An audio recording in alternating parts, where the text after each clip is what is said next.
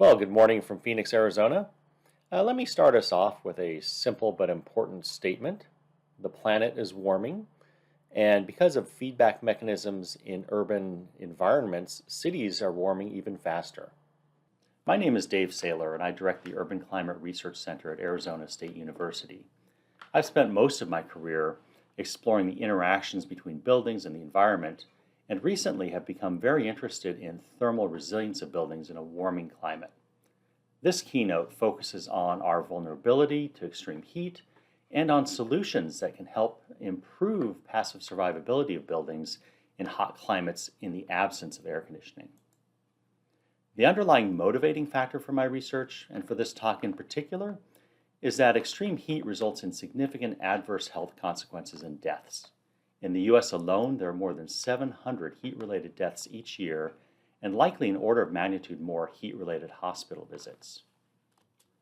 And given that we spend more than 85% of our time indoors, it's not surprising that up to 80% of heat deaths during heat waves have an indoor location of injury.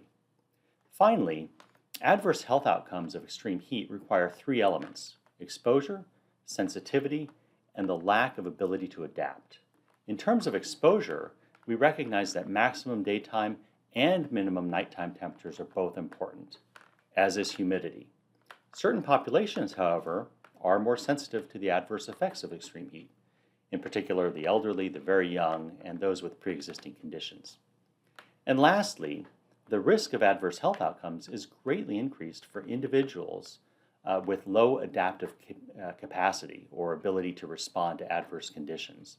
For example, those living in poverty or those without air conditioning. And the challenge of exposure to extreme heat is only getting worse. Various scenarios from the IPCC suggest global warming of at least a few degrees Celsius by 2100. And other studies have suggested that the local warming due to urban expansion in major cities may be on the same order of magnitude, effectively doubling the warming signal. In fact, we see data to this effect in recent observations. For example, this plot of minimum summer temperatures in the Phoenix, Arizona airport reveal a warming of roughly 5 degrees Celsius over the past 60 years. Summer maximum temperatures have also been increasing, but at a bit lower rate. All right, so with this as motivation, let me turn to a discussion of the role that buildings play. How we design and operate our buildings greatly impacts the exchange processes between indoor and outdoor environments, and in turn, affects the indoor conditions to which we're exposed. In the context of this discussion, I'm going to focus on heat, but it's also important to recognize the role that air pollutants play in affecting the overall indoor environmental quality. So one of the key factors influencing heat gain in buildings is the extent to which the building envelope blocks solar gains. The sun represents the single largest input of energy to the urban environment, reaching 1,000 to even 1,100 watts per square meter in mid-latitudes during summer. The first line of defense against this radiant load is the building envelope. Opaque surfaces, walls, and roofs can either absorb or reflect a large fraction of this load, depending upon their solar reflectance, or what we sometimes refer to as albedo. For windows, the fraction of wall surface that they cover, their construction characteristics, and the use of films is particularly important, as glass itself is highly transmissive to solar radiation. In addition to the solar load, buildings experience internal gains from occupants and from the lighting and the appliances that they use, all of which put waste heat into the indoor environment, and of course, depending upon the local climate and time of day, infiltration and ventilation of buildings, as well as convection heat transfer across the building surfaces, all contribute to heat exchange between indoor and outdoor environments. Another important factor influencing the building energy balance is the extent to which thermal energy is stored in thermally massive construction materials like bricks and concrete. Of course, if the building has a suitably sized working air conditioning, it's really relatively straightforward to maintain thermal comfort of the building. The focus of this discussion, however, is what happens when the building does not have working air conditioning. Today, more than 90% of households in countries like the US and Japan have air conditioning. While many other countries have much lower market penetration of air conditioning, there are some very significant trends. By about 2040, both China and India will each have more than twice as many residential air conditioning units as the US. So with these trends in availability of air conditioning, it's fair to ask, particularly in a country like the United States, why are we concerned about overheating in buildings? The bottom line answer to that is simply that air conditioning is not always available. There are three reasons for this. First, in many locations, there's just a perceived lack of need due to generally mild climates. Consider, for example, San Francisco, California. In the summer of 2017, they had a heat wave where temperatures reached 42 degrees Celsius, while only 10% of their homes have air conditioning. And populations in mild climates like this are particularly vulnerable to extreme heat due to their lack of acclimatization. A second reason why air conditioning is not always available is simply economics. Many families living at the edge of poverty simply cannot afford the high cost of running an air conditioner. They sometimes neglect to maintain systems, making them more likely to fail and less likely to be repaired when they do fail. In fact, even in climates like Phoenix, Arizona, and Houston, Texas, for which more than 95% of homes have some form of air conditioning, we find through surveys that up to 20% of the elderly report an inability to keep their homes comfortable during the hottest of summer months. And finally, during extreme heat conditions, there's an increased likelihood of power grid disruptions that knock out electricity to homes for hours or even days. In fact, in the US alone, over about a 15-year period, there were 525 large-scale power outages, each of which lasted at least 10 hours and affected at least 100,000 customers. So again, having an air conditioner does not necessarily protect against extreme heat. When significant heat events are coupled with large-scale lack of access to air conditioning, we refer to these conditions as potential heat disasters. A prime example of this is what happened in the 2003 heat wave across Europe.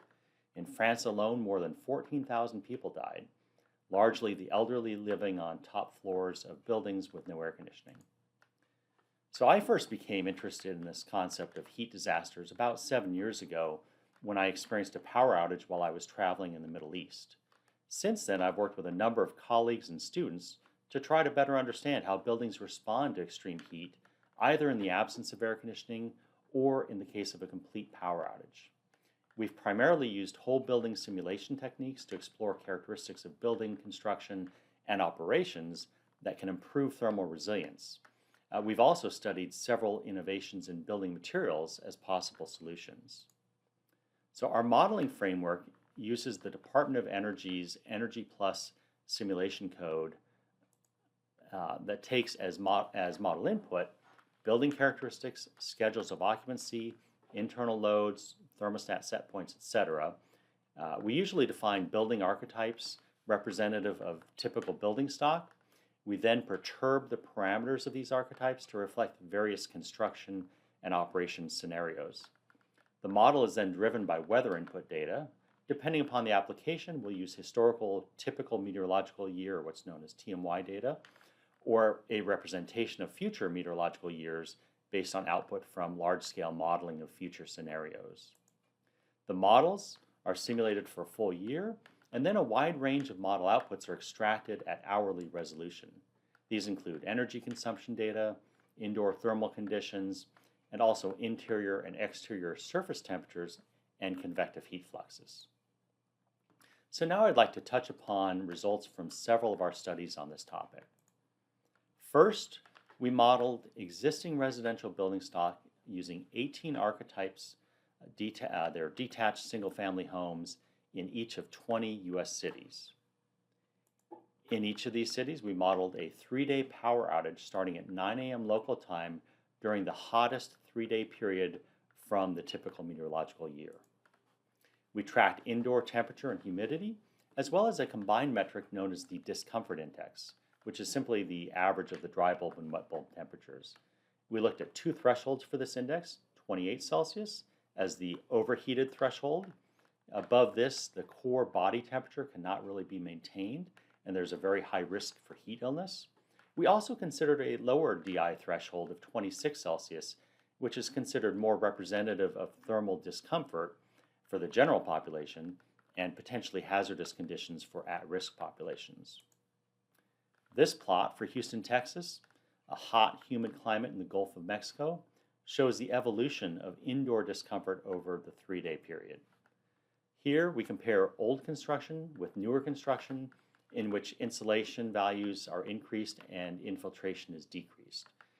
It's clear that while older construction building exceeds the overheat threshold very early in the power outage, the newer construction building performs much better. If we look at average results over archetypes representing 2006, 2009, and 2012 standards, we find that in 4 of the cities, the building never exceeds the overheat threshold. But for 10 of the cities that we modeled, the building would become overheated in the first 7 hours of the power outage. While the time to onset of overheat is actually going to depend upon the timing of the initiation of the power outage, the results clearly show the vulnerability of residential building stocks. Remember that over the past decade in the US, we've had 525 large-scale power outages, which lasted more than 10 hours. We then took a closer look at the role of evolving building codes and found an interesting result. Specifically, we looked at residential building stocks built to the IECC 2006 and then 2012 standards, again simulating a power outage that lasted 3 days, starting at 9 a.m. on the first day. We found that in hotter climates, buildings that were built to the newer standard are in fact more resilient to a heat disaster. However, in the more mild climates, we found that buildings built to the newer standard are actually less resilient to the same heat disaster. The explanation for this is partly that in more mild climates, a tighter building envelope will actually limit the ability to take advantage of free cooling at night. So this also points to risks associated with weatherization programs in these cities.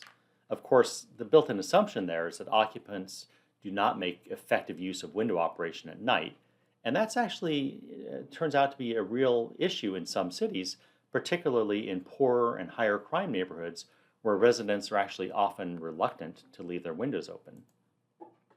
In a follow-on study focused on residences without air conditioning, we combined a dynamically downscaled future climate model and models of urban expansion to develop a scenario of future typical meteorological conditions across the entire US for the years 2050 and for 2100. These modified TMY files were then used to drive our building models as we explored overheating for residences without air conditioning in a future warmer climate. Looking at selected cities, the warming over this period of 50 years ranges from about 2 to 5 degrees Celsius. This includes the combination of global warming and locally induced warming due to urbanization and the urban heat island effect. Recognizing the building energy codes are also going to be evolving over this period, we conducted simulations for baseline current building stock, as well as for buildings compliant to the 2018 IECC standard. We did these simulations for nominally current climate and then for middle of the century climate. This bar chart shows the percent time that indoor environment for a non-air conditioned building will be above the overheating threshold. Clearly, the scenarios of mid-century warming provide further motivation of the need to improve thermal resilience of our buildings. There are a number of ways that we can address overheating in buildings.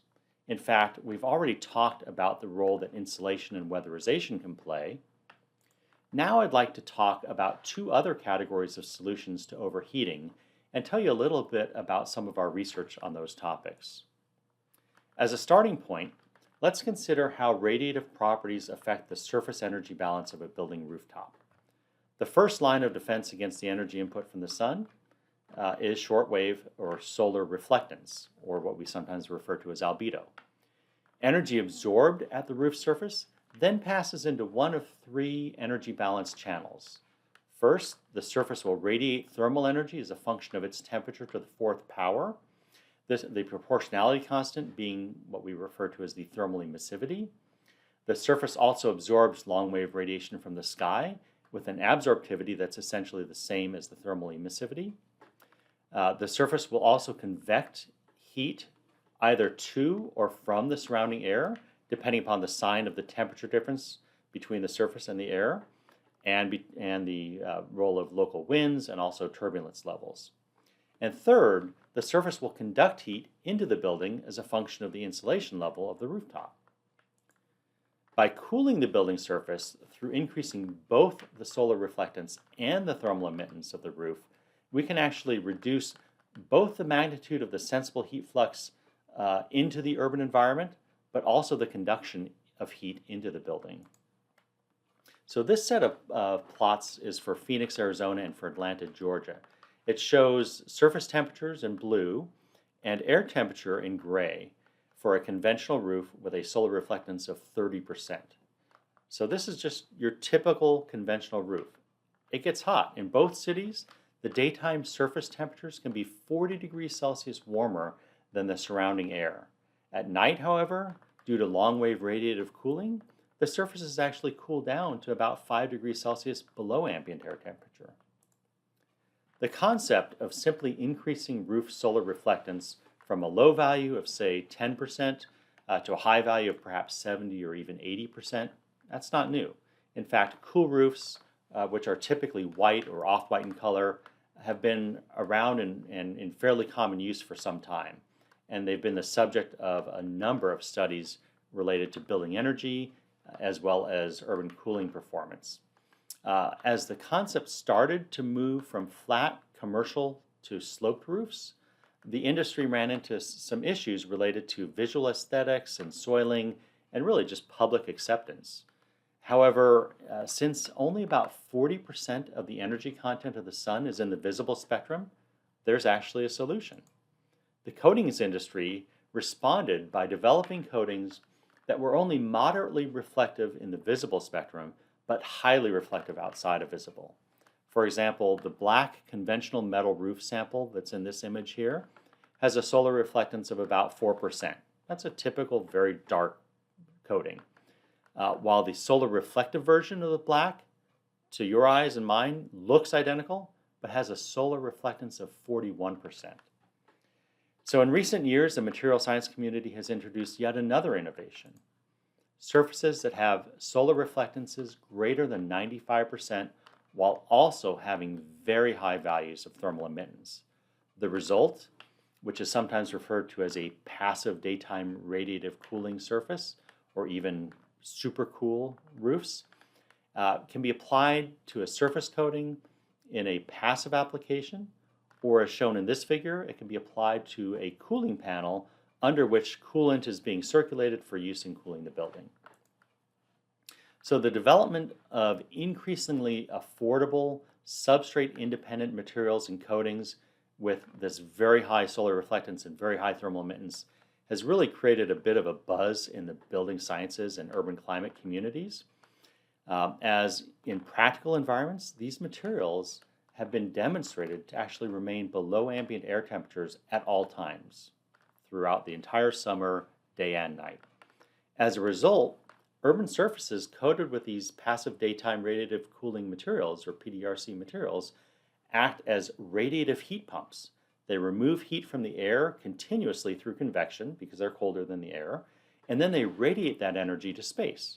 So in addition to the potential benefits for buildings, use of these materials actually holds tremendous promise for cooling our urban heat islands. These types of surfaces are real and are already being produced for testing and development. The samples shown here are a film product from the company 3M. As you can see from the spectrometer measurements, they both have very high reflectance across the shortwave spectrum here on the left. However, one of these materials has been engineered for a very low thermal emissivity and the other for a very high thermal emissivity. So we can actually control the design of these coatings for different types of applications. In fact, we're working with a local government to install similar products on a highly instrumented shade surface and bus shelters in a pilot project where we're going to gather performance data and also assess the public acceptance of this product over an entire year. So this is just a sketch of what these will look like in practice. Our first investigation of these technologies, though, was actually a modeling study for a rooftop application. Specifically, we sought to answer the following question: to what extent can PDRC or supercool rooftops simultaneously reduce energy consumption for the building and cool the urban environment. Our study compared conventional roofing to white roofing, but also to supercool or PDRC roofing. Using a similar approach to what I've already described, we modeled installations on 3 different archetype buildings in 8 different US cities. The conventional dark roof had a shortwave reflectance of 20% and a thermal emittance of 90%, which is fairly typical. The conventional white roof had a shortwave reflectance of 70%, maintaining a thermal emittance of 90%, which again is a fairly typical set of parameters for these technologies. The passive daytime radiative cooling roof, however, had a shortwave reflectance of 96% and a thermal emittance of 97%. And this has already been achieved in several companies. The results are pretty compelling. So this is a frequency plot of the temperature elevation of the roof surface above the ambient air for retail buildings that we modeled across all cities. It's clear that for the baseline conventional roof, albedo of 0.2, shown in the gray shaded area, the roof surface is commonly 20 to 40 degrees C warmer than the air. The typical white roof, shaded in red, is still oftentimes warmer than ambient, but seldom by more than about 10 or 15 degrees Celsius. The supercool or PDRC roof, which is shaded in blue, on the other hand, is usually 5 degrees Celsius cooler than ambient. This was the case for roofs in all cities that we looked at. The plot on the right here shows the corresponding average fluxes to the urban environment from these roof surfaces. The upshot is that the conventional roof has an average surface flux of 40 to 60 watts per meter squared into the air. The standard cool roof cuts that down by a factor of about 1/4. And the supercool PDRC roof actually creates an average net flux of heat out of the air and into the roof. This heat then, of course, is radiated out to space, much of it escaping the atmosphere. So these plots show the cooling energy savings on top and the winter heating penalty across 8 cities. So it's important to note that yes, we want to reduce solar gains in the summer because that'll reduce our air conditioning loads, but in the winter, that reduction of solar gains can actually cause a heating penalty. So clearly, depending upon the relative costs of heating fuels and electricity for cooling, the cool and PDRC roofs can actually create a net energy cost benefit or penalty. However, it's pretty clear that for the warmer climate cities, the annual energy savings, so if you just look at total megajoules saved for each building, they're quite large and positive.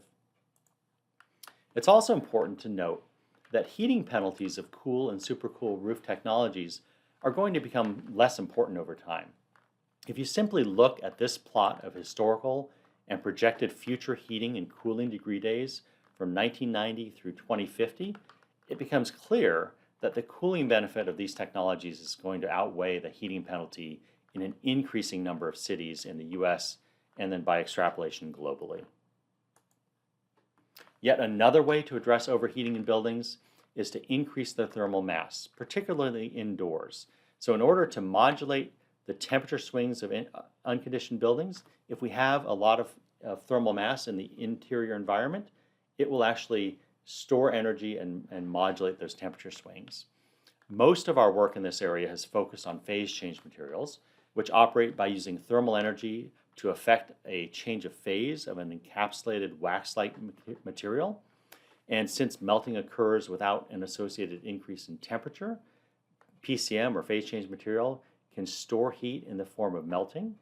As long as over a diurnal cycle, the PCM is able to then go through both a solidification and a thawing process, the overall effect of PCM is to greatly reduce the diurnal temperature swings in an indoor unconditioned space. The actual melt temperature of the PCM can be altered by design, and it can be optimized depending upon your goals. So specifically, there is likely an optimal melt temperature for minimizing building heating and cooling energy use, and a potentially different optimal melt temperature if the goal is to protect the building against overheating, either for the case where the building has no mechanical air conditioning or for the case of a complete power outage. So again, Using a similar modeling approach, we modeled the effects of incorporating phase change materials in the interior surfaces of all of the exterior walls of an archetypical single-family residential building. One of the key variables that we explored was the effect of melt temperature on the performance of the PCM. Specifically, our parametric runs looked at optimizing through two angles. First, we optimized melt temperatures for the goal of minimizing total annual heating and cooling energy. We then ran a separate set of simulations in which we sought to minimize the overheating associated with a single 24-hour power outage. In some cities, such as Phoenix, Arizona, the optimal melt temperature for energy is much lower than the optimal melt temperature for thermal resilience.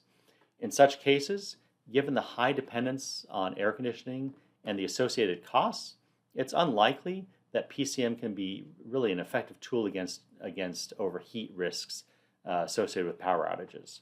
On the other hand, if you look at cities like Chicago, Illinois, the optimal melt temperatures for energy and for thermal resilience are actually relatively close.